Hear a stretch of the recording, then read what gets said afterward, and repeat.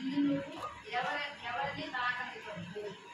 పెదాలు, వక్షస్థలం, కాళ్ళ మధ్య పిడుగులు.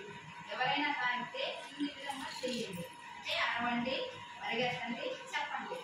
ప్రవర్తనలో ఆకస్మిక మార్పు, ఇతరుల నుండి దూరంగా ఉండటం, శరీరంలో అనుమానాస్పద లేదా వివరించలేని మార్పులు, భయపడుతూ ఉండడం, ప్రవర్తన, ఆహారం, నిద్రలో మార్పులు.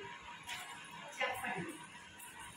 శరీర భాగాన్ని ఎవరైనా తాగితే లేదా ఇతరుల ప్రవర్తన మీకు అసౌకర్యంగా ఉంటే మీ తల్లిదండ్రులకు లేదా పెద్దలకు చెప్పండి.